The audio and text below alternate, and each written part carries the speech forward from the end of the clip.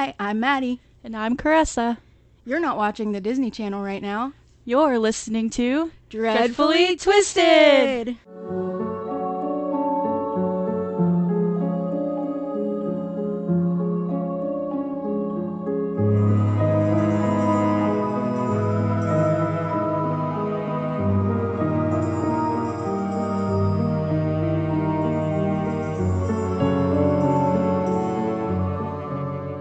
Just a trigger warning, this story involves violence and mental illness.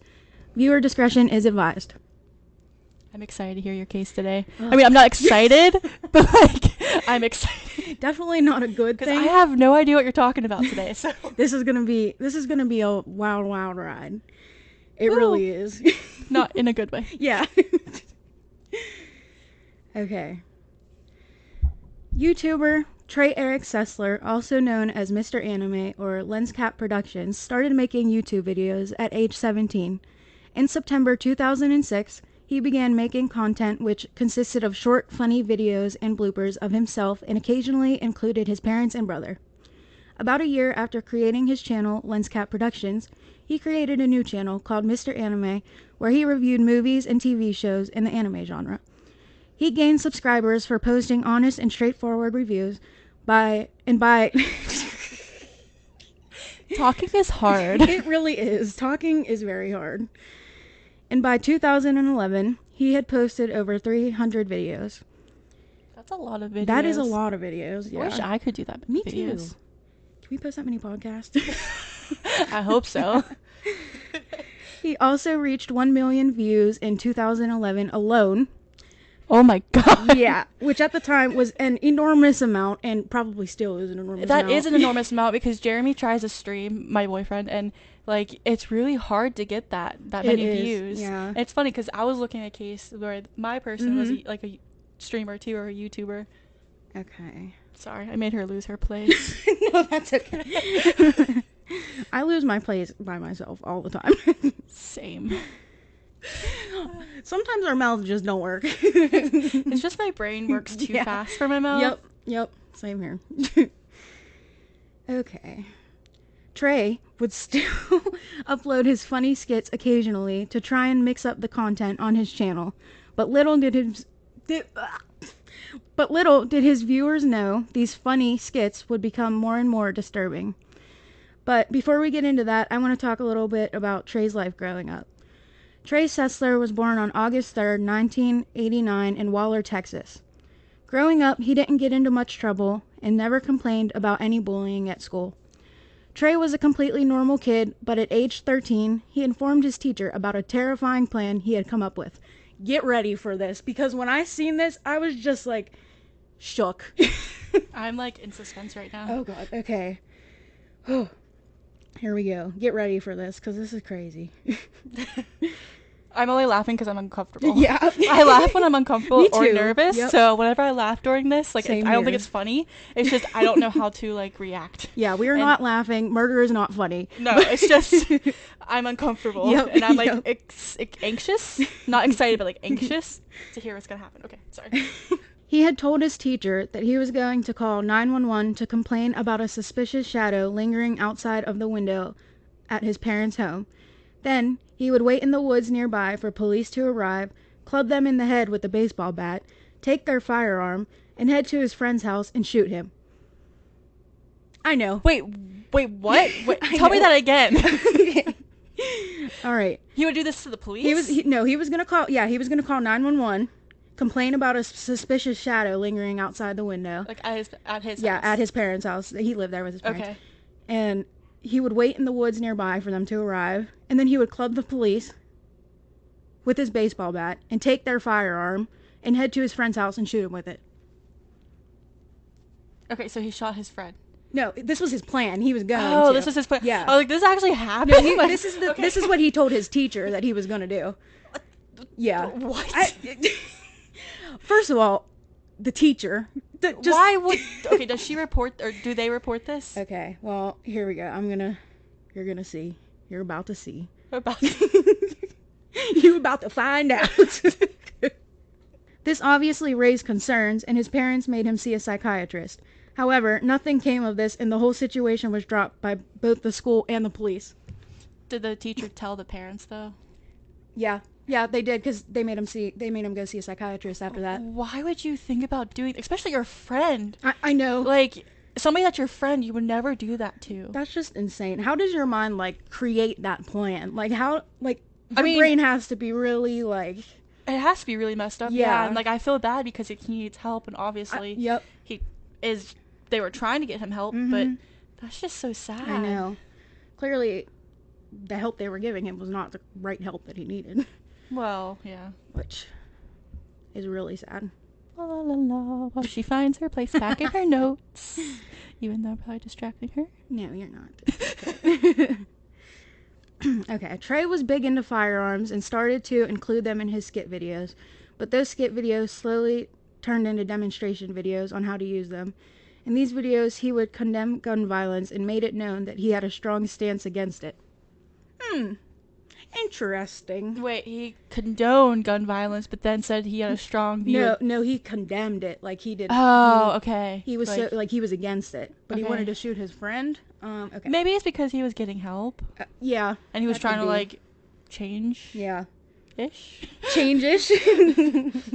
For most of 2011, he lived in his grandma's house by himself in Hempstead, Texas.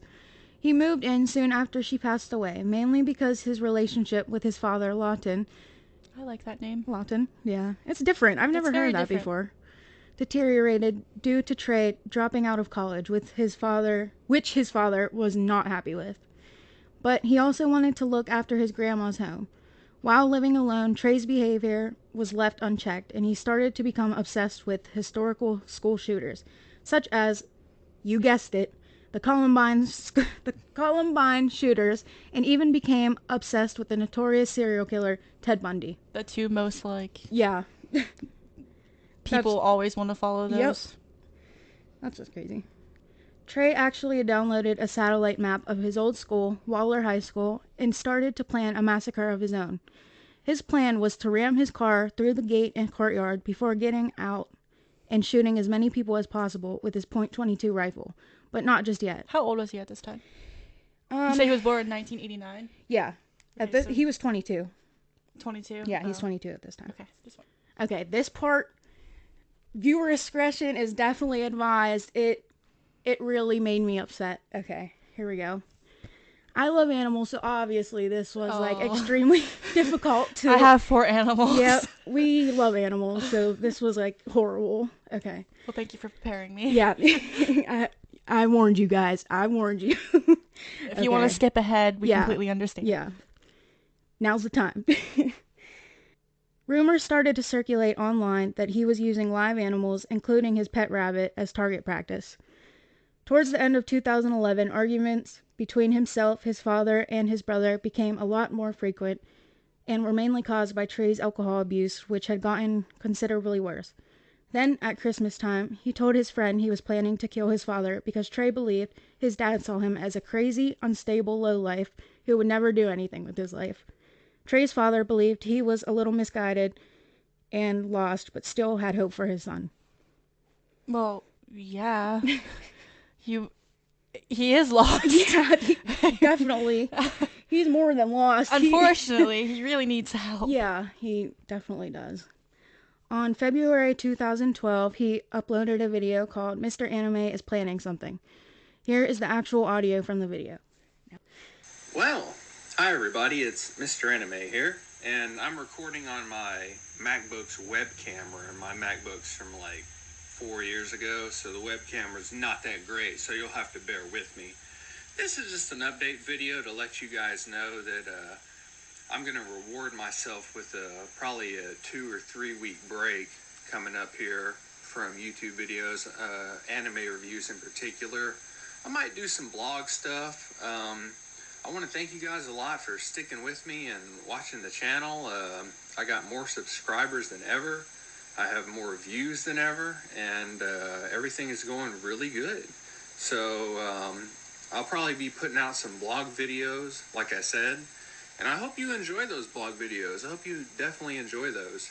And the Google AdSense thing has been going great, And I really appreciate you guys clicking on my page. Well, I won't say it, but you guys know what to do. And I'll see you with some blog videos. Thanks for watching my channel. That's interesting. Yeah, definitely interesting. I mean, he was trying to take a break, right?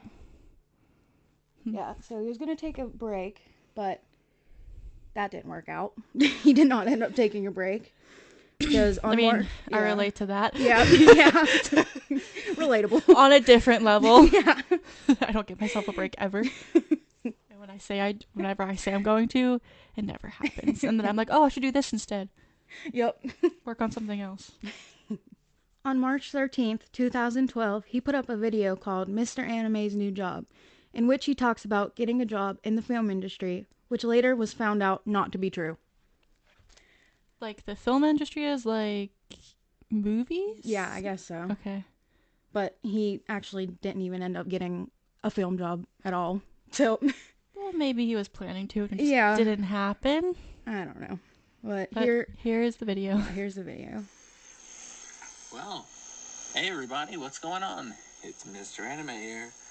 And well, I have some pretty good news. I have some kind of bad news, but it is good news. The good news is that I now found a full-time job in a department that I'm interested in, which is film. I'm still going to be doing the Google thing, though, and I'm still going to be doing videos. So keep supporting Mr. Anime. I'll still be doing anime reviews, but probably not as many because this job will be full-time. But thanks to all of y'all, I've been able to be recognized by some people, and I'm going to be doing some good stuff. Mr. Anime Season 2, we've had a lot of history together. But I'm going to be gone for some work, and I might need you to help me. What do you say? Come on. Think about it. You, sir. Sir. Cool. So please support me. Keep watching Mr. Anime Reviews. Thanks to everyone, all you guys, even though I think I'm the only one here. And of course, you know what to do. Thanks a lot, guys. I appreciate it. Over the 4 or 5 years, I appreciate it a lot. Okay. So I watched that video, like she had it like faced to the microphone, and it was literally like right in front of my face. One, he kind of sounds like he's under the influence of something, like drunk or something. Oh yeah, he is. He's like slurring his words, and then super like shaky. His voice is like super shaky. And then two, like I felt uncomfortable watching that. Yeah, me too. I felt so uncomfortable, and I was just like, I don't want to be watching this right now. I know. I feel like all of his videos are like that. Like you watch it and you're just like, oh, like this is really like uncomfortable. Yeah, I don't know. I was gonna say something else, but I forget what I was gonna say. But yeah, I just felt uncomfortable. It was weird. It definitely was. Okay, and about the drinking. Here it comes. Okay. Well, I did a good segue there. Yep. You guessed it. A week later, on March 19th, 2012, Trey was reportedly binge drinking throughout the night into the morning. At some point in the early hours, he called his mother, Rhonda, into their garage. Okay, viewer discretion. Here we go. And shot her at point-blank range 4 times in the chest. His mother died instantly. Trey later stated in a police interview that this was a defining moment for him. In his confession, he stated, "I couldn't just go and tell my brother and dad that I just killed my mom." He was now fully committed to his plan. After Trey shot his mother, his brother overheard the gunshots coming from the garage and called out to Trey to investigate. Trey went inside the house and shot his brother in the head. This time, Trey's father, Lawton, overheard the gunshots and sat up in bed, confused, and asked what was going on. Trey stepped away from his brother, who was lying on the floor in a pool of his own blood, and into his parents' bedroom. He then shot his father in the head twice. In his confession, Trey explained that after shooting his father dead in the bedroom, he retraced his footsteps through the house to ensure that nobody else was, quote, still in pain. Trey's brother, Mark, who miraculously survived the 1 gunshot wound to his head, was still alive as he had managed to crawl into the bathroom and lock the door behind himself, while Trey was in the bathroom murdering their father. This is really... He was in the bathroom murdering their father, or the bedroom? No, he was in the bedroom. Because you just said bathroom. Yeah. No, his brother snuck into into the bathroom. Okay. Even though he got shot in the head, which is, like, crazy. That's, like, insane. I know. Like, wow. That is, like, a miracle. It really something was watching over him. Okay, but, yeah, it doesn't end very well. No, I was hoping that. Yeah. Oh, no, I know. hoping. I had hope. I really had hope. Because I was like, oh, my gosh, he's going to make it. How could you do this to your family? I know. Oh, this I'm case makes me so sick. close with my family. Like, this literally is tearing up my insides. Like, whenever she was, like, saying that, I literally just had my eyes closed. I know. I was like, I don't understand. Okay. It's horrible. Keep going. Like, how? I just have so many I want to questions. cry right now. I know, me too. This case this is like a really terrible, horrible, depressing case. Yeah. Realizing that his brother was still alive, Trey broke down the bathroom door, finding Mark, who he had once described as his best friend, curled up into the fetal position on the floor. Okay, if you described him as your best friend, then why would you do this? Exactly. That's exactly my point. Like, you would be really close at that point. Like, and the fact that he loved his family so much, like, okay, seems like it. Like, did you though? Did you though? Then, sadly, Trey shot him again in the head, and this time ensuring his death. Trey then retraced his steps to his mother, shooting her in the head also. Which I don't understand because she was already dead. He was probably doing that because he was like, oh, my brother didn't die, so I have to shoot mom again because she might still be alive. Yeah, I guess so. That's probably what he was thinking. And he just wanted to, like, reassure himself that they're not alive anymore, which is insane and crazy. I can't even imagine. And, like, imagine, like, do they have any other family members, like other grandparents or anything? Well, they do have, like, distant family, I guess, because at one point they call the police.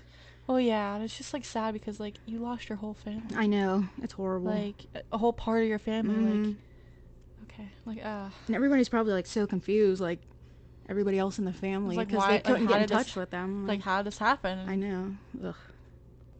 Later in Trey's confession, he stated, "The thing about my family is I would protect them with my life, but if anyone were going to hurt them, it would be me." That statement just confuses me. It's so much. So contradicting because, like, you say you would protect them with all of you, but then you said if anybody would hurt them, it would be me. So, like, you just... I'm trying to think about this in my head right now. Yeah. Like, you just, like, backtracked your whole entire statement. Like, it's contradicting itself. Yeah. It doesn't make sense. You can't say one thing and then also say the other thing. It just doesn't make sense. That is confusing. It is. It really is. Like, I was just, like, trying to wrap my head around it. I'm, like, trying to make sense of, like, the statement, and I just couldn't. It's like, it doesn't make sense. It doesn't. Following the murder of his entire family, Trey proceeded to trash and destroy the house. He flew into a rage and wrecked the contents of his family home, and killed the rest of the remaining pets. How many pets did they have? You know, I couldn't find that, but I know they had a bunny. Oh, I know for sure they had a bunny. I know. It's so sad. This case makes me so sad.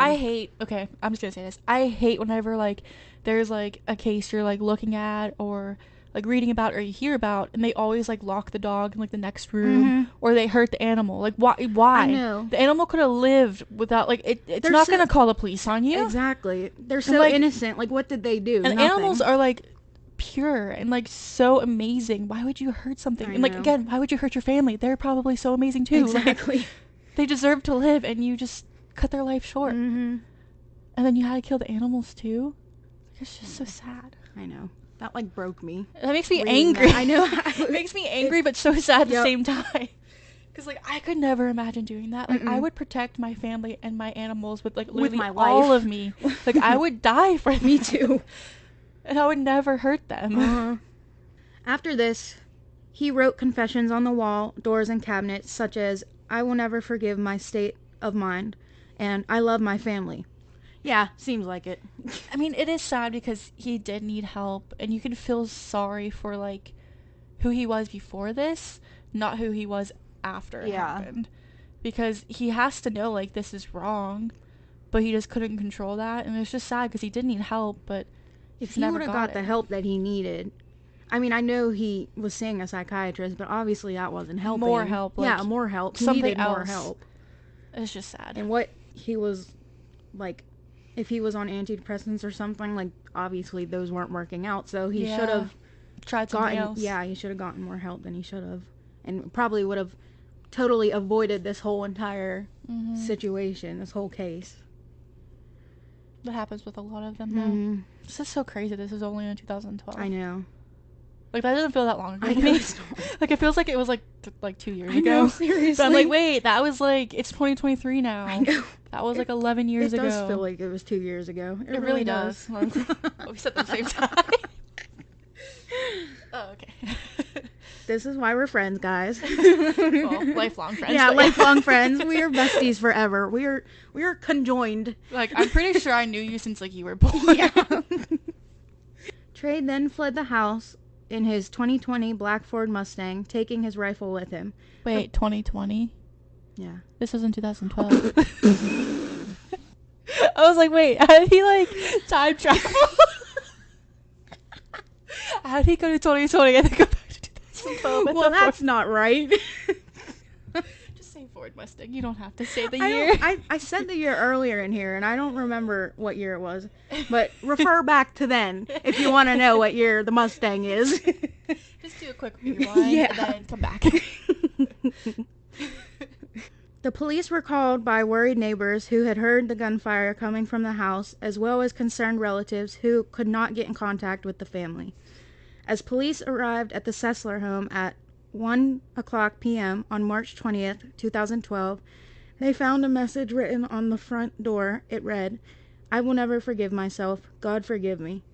Police described the house as a war zone. A manhunt began to find Trey Sessler, which ended when he was found at a friend's house less than 24 hours later. He was arrested and charged with 3 counts of capital murder. While in custody, Trey told law enforcement that he was ready to take out his plans on the school and said the only reason he killed his family was so they didn't have to endure any pain or suffering for what he was about to do and spare them from the knowledge of the school shooting he was about to commit. Okay, so you want to spare them pain, but then you killed them? Yeah. In the most horrific way? That was his version of sparing them pain. That's not at all. How about you just don't do any of this? Yeah. You'd spare them then. I mean, obviously your mind has to be, like, really messed up to, like, think like that. I can't fathom that. I know. It's just crazy. Investigators began interrogating Trey, trying to understand why a seemingly normal 22-year-old would murder his own family in such a way. Trey immediately confessed to the killings. The police described his demeanor in the interrogation as constantly changing and shifting. He would go from acting matter-of-fact about what happened, bluntly and unemotionally telling the police in detail what he had done, before he would shift to become frantically over-emotional and upset, seemingly unable to process that he had murdered his whole family. Through interrogation, the disturbing details of his full plan emerged. As Trey fled his family home, he drove and parked the car in the parking lot of his old school, Waller Junior High. He confessed he planned to commit a mass shooting with the highest body count for the time, basing his intentions around the Columbine school shooting massacre. He twisted aspiration. His twisted aspiration. Dreadfully twisted. Dreadfully twisted. Sorry, I had to plug that. That was so inappropriate. I'm so sorry. No, that was like the perfect. You had to take that opportunity. Okay, so he twisted his whatever he said. Okay, let me see. His twisted aspiration for. Yeah, his twisted aspiration. His twisted aspiration was to become the biggest mass shooter, murdering at least 70 people and gaining infamy through the country. His plan involved waiting for the Waller Junior High homecoming game, where he would shoot into the stands. The ensuing panic and chaos would mean that Trey would then shoot and kill as many people as possible before he killed... Oh. Before... I'm sorry, I'm laughing because you're like, oh. When you realized you messed up. And it's like... Happens to me all the time. Yeah. Happens to the best of us. Before he himself was shot or caught by police. Trey had even been practicing for the execution of his plan. He explained to the police that he had been going around the town of Waller at night and starting small fires and shooting empty buildings. When asked why Trey abandoned the school shooting plan and went to his friend's house instead, Trey explained that the murder of his family had made everything too real. Now that he had taken human life, especially the lives of the people that he loved in the world most, he realized the weight of his actions and he could no longer continue with his sick plan. The full weight of the situation hit him as he sat in his black Ford Mustang, not from 2020, in the parking lot of Waller Junior High, and he knew that he would never see his family again. This moment likely stopped a much larger tragedy from occurring in Waller, Texas. So, the school shooting never occurred because killing his family was too much for him. Well, I mean, that's good and that's bad, because at least he didn't kill 70 people, which 70 people is a lot of people. And a lot of them would have been kids. That's crazy. Yeah. I can't even imagine. Like, they're just little kids. I know. So sad. What did they do to you? I know. Seriously. And we're not meaning to laugh. We're just laughing kind of because we're uncomfortable. Yep. And to kind of make light of a terrible situation. So please don't think that we're laughing because we think this is funny. We do not think it's funny. It's not funny at It's all. just we're making light of the situation. That's why we're making jokes. We are fun people. Because I'm uncomfortable, so I'm like, I feel like I have to lighten this up a little bit because otherwise it would be really hard to listen to. Mm-hmm. So I'm just trying to make it lighter than what it I would probably sit there and cry the whole time. Exactly. Like, I was tearing up earlier, so I was like, I gotta like make this a little bit lighter. So I apologize if that offends anyone. I just try to make light of the situation because this is terrible. It was later reported that Trey had a morbid fascination with the deaths of his family, asking interrogators for details about the autopsy reports and asking which shot delivered the fatal blows. Well, that's interesting. That just gave me chills through my whole entire body. Because why would you ask that? You shot them in the head. And, like, that's your family. You should show, like, emotion. And that's what you're asking, like, after this. Like, that's what you're worried about. You don't even care that you shot them. You're just like, oh, what was the final blow? Like, that's just terrible. The fact that that's what he's worried about, that just scares me. Like, that just shows how much of a monster he really is. He also confessed to police that he couldn't go 2 or 3 days without thinking about committing violent acts. Further evidence of Trey's mental decline leading up to the murder of his family was soon uncovered. 2 weeks before the murders, Trey had called the police stating that bullets were whizzing past his head and that he had guns and he, quote, was ready. As well, a high school friend who had become a police officer stated that Trey had called him and quizzed him about the legality of body armor for civilians in the week prior. When police searched the Sessler house and Trey's computers and notebooks, they found that Trey was obsessed with serial killers to the point of grading their work and giving them ratings, eerily similar to the ratings he gave in his anime reviews.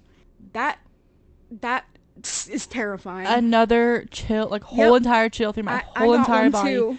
I got one too. Why would you, like, okay, I understand. I'm interested in true crime, obviously. That's why we're doing this podcast. Yeah. But I would never sit there and rate them. Like, I want to talk about how bad of people they are, not, like, how great of people they are and, like, grade them. That's terrible. Like, oh, this person was great. Let's give them a 10. That's... What the heck? Like, that literally gave me chills. Like, that freaks me out. That is terrifying. That people actually think that. That actually gave me chills. Like, people actually think that. I know. It's terrifying to think about. The police felt that this serial killer ranking was to help Trey formulate his own plan for the mass shooting, studying which approach would give him the highest kill count.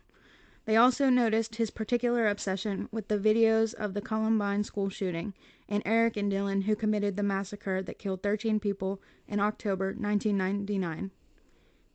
Police seized a half a dozen weapons from his grandmother's property and ammunition of various calibers.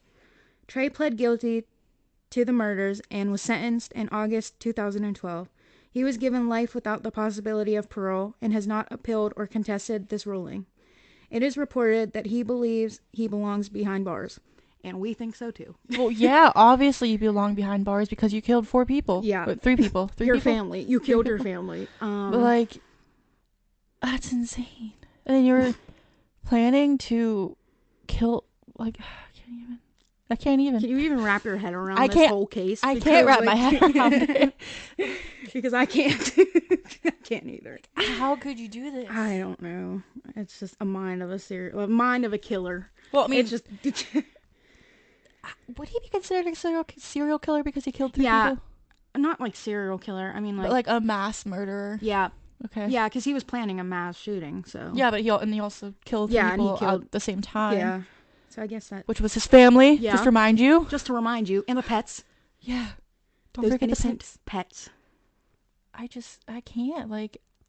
Yeah, you belong behind bars. Yeah, definitely. Definitely belongs behind bars. In the years since this case occurred, there have been many rumors circulating around the internet that Trey had at some point taken his own life or died. However, these rumors are false as he is currently incarcerated under the Texas Department of Criminal Justice at the Jester the Fourth facility. It is often used as a short-term holding facility for the most violent and mentally ill offenders when prisoners are experiencing a violent and mental health break. However, some prisoners are reportedly held for much longer. Also, I was reading this, and they said that there's only like 500 and some prisoners that are there. So, like, it's like the worst of the worst, like, mental health and, like, violent, like the most violent people. Yeah. Or they go there. So, yeah. Is 500 a lot or not a lot of people in a prison? I mean, I feel like that's not a lot. I was like, I don't think that's a lot. Yeah, I don't think that's a lot. It is unknown exactly how long Trey has been at the Jester the Fourth, but he is still currently held there. Before this, it is reported that Trey had been transferred to a few different facilities, but it seems that Trey is now a long-term resident at Jester the Fourth. Trey's YouTube account was not terminated by YouTube until September 2020. Get this. Which means his eerie videos were left up for more than 8 years after the murders. But you can still find them, though, right? Yeah, people re-upload them. Okay, I was going to say, because you pulled those up. I was like... Yeah, see, it says these... So when he did these, like, YouTube videos, and did he do, like... He would talk about, like, weird stuff, but, like, did he do anything, like, beyond creepy? Like... Well, it went from, like, him showing off his guns to, like, pointing them to himself and, like, stuff like... You just gotta watch these videos. I don't know if I want to. I mean, if you want to, prepare yourself. Showing off guns is... Okay, so my boyfriend and I watch a streamer on Twitch, and he has guns in the back while he's streaming, but, like, he doesn't point them at his head or anything. Like, if a viewer asks to, like, see them, he'll be like, yeah, it's this one. He'll, like, show it off, like, a little bit, but, like... So, like, I don't really find that part, like, entirely creepy. Yeah. But I find, like, the pointing at your head... is creepy, and you should not do that on Twitch, like on Twitch, on YouTube. Sorry, I was thinking about Twitch. You shouldn't do that on YouTube, and I think now if you do that, your video will get blocked because you're not allowed to show that. And even on Twitch, you're not really allowed to show the guns, like, but you can like show them for like a brief second. Yeah. But like you're not allowed to do anything else with them. You will get like blocked and stuff. He would like point them at the camera. So like that's insane that it took them 8 years to. I can't believe that YouTube took 8 years to take his account down. That doesn't make any sense. That is insane. That doesn't make any sense to me. That does not. Sorry, we got off a little tangent there. Of course, like everything online, these videos still exist and will likely continue to be uploaded across different platforms. Because people re-upload them. Yeah. You could probably find them on Twitter. Mostly, I found them on YouTube, but, Yeah, probably on TikTok now. Yeah. Under the re-uploaded video of Mr. Anime's new job, Trey's best friend from school shared a little more information about him. His comment stated, "Trey was my best friend in high school and college.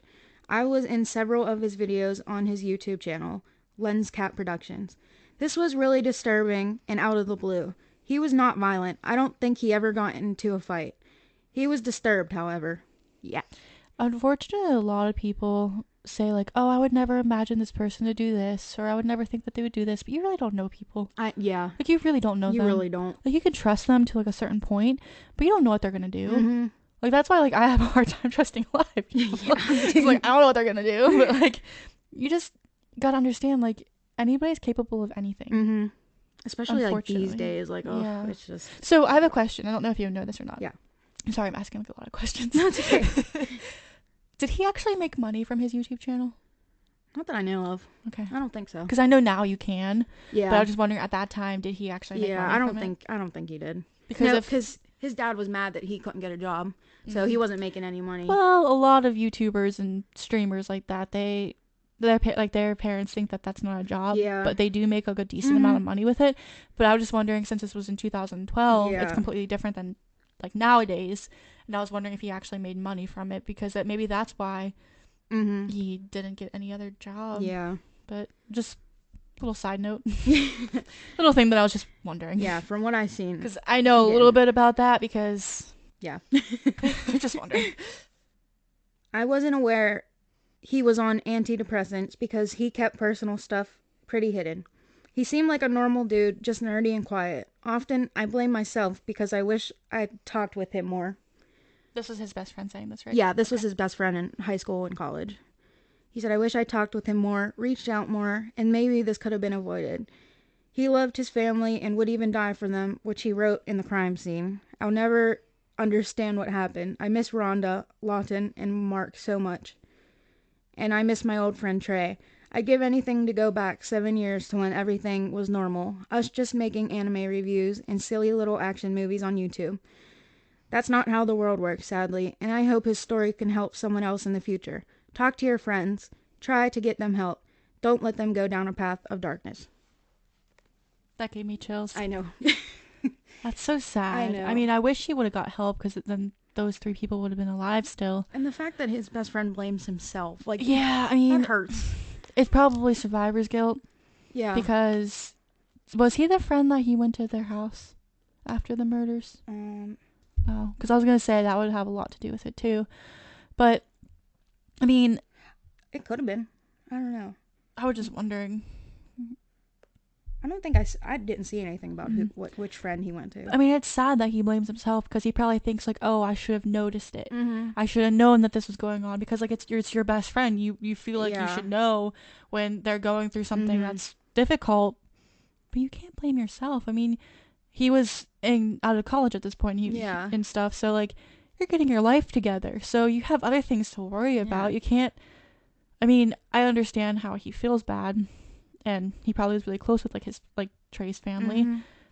It's just sad. It really is sad. But he can't blame himself. He cannot, because it's not his fault. How would you know? Yeah. How would you know? Because he didn't even tell him the deep stuff. He actually said in there, he kept his private life hidden. Like, he kept all that stuff inside hidden. So how would he know? Exactly. He couldn't have known. He can't. There's no way. He can't read his mind. I mean, obviously he knew he was like disturbed. Like, he said he knew he was disturbed, like had some problems, like mental problems, but he didn't know it was that bad. Yeah, he didn't know it was to that extent. Yeah, he didn't know. So what was his like sentence? Did he get like so many years in jail? He got life without parole. Life without parole. Did you say that? Yeah. Okay, I'm sorry. No, it's okay. And I calculated it.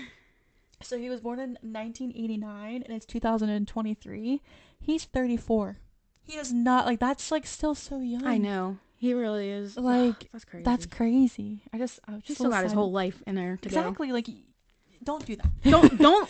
Do not kill anybody, and do not think about killing anybody. And always help your friends. Always check in with them. Yeah. Make sure they're not about to do some crazy shit like that. Yeah. Make sure they're not going to do that. Yeah. Oh, wow, that case was wow. Normally with like true crime cases, if I'm listening to a podcast, like, there's only like a few that like I've actually heard of that were like, oh my gosh, like I can't understand this. Yeah. And like that fully gave me chills. Yeah. Like, that case was that was like one that I'm never going to be able to forget. Oh, like, the one that I'm going to do next week, or well, you're not going to be here next week. Yeah. I forgot about that. Oh yeah, guys, I'm going to be going on vacation this weekend until next Sunday. So I'm not going to be here. So we're probably not going to record, just because like I haven't even gotten my research done yet. So I mean, I haven't even started. It's your vacation too. We're having a vacation week, guys. I know we just started. I still work. That's okay. But like, also like blew my mind. Oh man, like, I'm ready. I'm scared. Yes, like I'm nervous. Being not, I don't want to say like being a fan of true crime, but being so intrigued by true crime. Being intrigued with it, and like always listening to podcasts and like watching documentaries and like watching little like videos on YouTube. Like I am so paranoid now. I know, me too. I always have to make sure the door is locked no matter what. I know, and I didn't lock the door whenever you came in, and I was like, I probably should have locked the door because normally I do, and I didn't. But I'm like, it's okay. That's okay. If anybody comes in, I'll hit them with the 1-2. Pow pow pow pow. It's okay. I feel safe because Jeremy's home. But we'll send out the dogs on him. Yeah. Okay. So, last time we didn't do this, but we forgot to plug in our social media. Yeah. We did not even think about this at all. So on Facebook, you can find us at Dreadfully Twisted Podcast. On Instagram, you can find us at Dreadfully Twisted Podcast. On TikTok, you can find us at Dreadfully Twisted Podcast, I believe. Oh, I'm playing a video. Not the Titanic song. Oh no, it's just okay. So on TikTok, it's Dreadfully Twisted Podcast. We also have an email address. It's dreadfullytwistedpodcast@gmail.com. If you want to send in some stories that you've survived through, or any scary stories like paranormal, because I want to go over paranormal stuff as well on this too, so it's not just true crime. And if there's like, any cases that you want us to cover, send those in too, because we'll do research on them and cover them for sure. That would be great, because finding some like cases are really hard. I know, yeah. And we want to know what you guys want to like hear, so. Yeah, and we would want to tell like stories from, if we do have anybody listening, we would want to tell stories, because I have a couple like paranormal stories that I would love to share with you. Oh yeah. And then we should do like a whole episode on like paranormal experiences. I do, yeah, because I had a really crazy one a couple months ago. Yeah. And I'm really excited to share that. But any like true crime, spooky, paranormal stuff that you would want to like send us, that you want us to like look into, or if you had anything that you experienced or anybody that you know experienced it, please send it to our email address. In. Or our Spotify too. Oh yeah, and our Spotify, which this would be for their listening to it on. It's Dreadfully Twisted Podcast. Oh yeah, guys, go follow our Spotify. Yeah, go follow our Spotify. No, seriously, please follow Spotify. Yeah, please follow. If you're listening, Spotify. Please follow. We're doing this just because we find it, I don't want to say fun. Yeah, but to share with you guys. Yeah, we want to inform the listeners about because the crazy people of the world. I want to help people, and I feel like this would help people know about the crazy things that happen in the world, even back in the old days. Yeah, back in the olden days. Way back when. I might cover some like 1800s cases. I don't know because they're really hard to research, so I'm not entirely sure. I know there's like not a lot about them. Like it's hard because I try to research H.H. Holmes, but I'm just like, this is too difficult for me right now, because there's so much around that case that you don't know if it's true or not. There was one that I found so like interesting. I mean, like not like interesting, but like intriguing. Intriguing, yeah. It was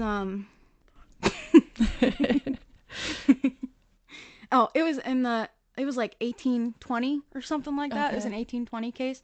I can't remember. It was like about this lady who would poison like her family. Aqua Tofana? I don't know. It might be. It might be the I don't remember. All I can think about whenever I think about poison, because of Bailey Sarian. Aqua Tofana. She was like poisoning people. I can't remember how she did it. I think she put like, I don't know, something crazy. It was something like so crazy. Yeah, but you can't remember. It was like out there. Yeah. I'm gonna have to find that again. Yeah. But anyway, we've gotten off on a little tangent again. Yeah. But go ahead and follow our social medias, and if you think of any cases or anything, you can let us know. And yeah, we'll see you guys not next week, but the week after. So stay positive, spread positivity, be kind, and check on your friends. And have a good week. Bye. Bye.